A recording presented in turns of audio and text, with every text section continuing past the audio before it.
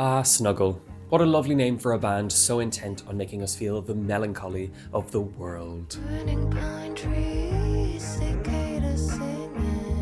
Goodbyehouse is the second album from Danish band Snuggle, a duo made up of multi-instrumentalists Andrea Toysen Johansen and Wilhelm Tubortz Strange. And it's kind of an odd one, combining fairly clean, chilled-out instrumentals, roughly the size and shape of a tastefully decorated two-bed apartment, and lyrics that are, for the most part, quite touching in their nostalgia for times since past. Johansen spends the record's quick 30 minutes reminiscing on youth, old friendships, and finished relationships, often with this very cool affectation. But for all of the surface-level aloofness, Goodbyehouse actually winds up a rather affecting listen, and that's largely due to Snuggle's very clever structuring of their songs. Across the record, there are lines that are repeated a time too many, letting them generate a kind of discomfort, and many of the tracks don't follow the path of conventional pop songs. Some have barely their melodies or lack a rhyme or resolution that keeps the listener tethered to the here and now. Take a track like Carsick, where we are left suspended and adrift like the three-note guitar riff that rises like cigarette smoke and just hangs there. And it's genuinely hard to tell whether Johansen's narrator is comforted or disinterested by the presence of this second person. Or take Driving Me Crazy with its punchy strings and helium vocals that really drive home the ambiguity of the lyrics. What kind of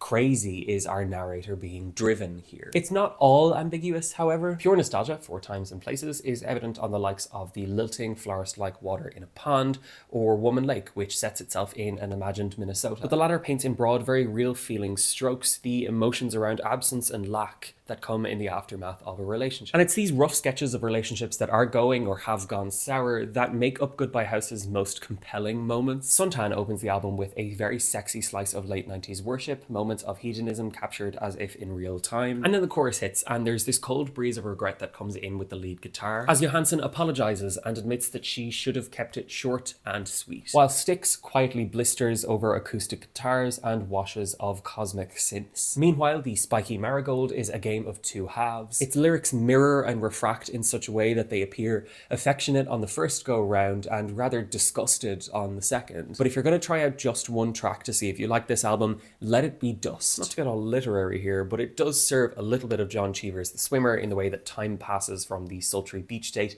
to a symbolic house fire as the song unfurls. You don't think the images of campfires or singing cicadas are going to resurface later in the song to hammer in the nails of the end of a relationship. And then they do. And though that's a rather straightforward poetic technique, there is something about the delivery or the laid-back instrumentals that really makes it hit home. And I think that simplicity meets profundity, and that charcoal sketch quality that a lot of these songs have, that really makes the core of this quietly compelling album.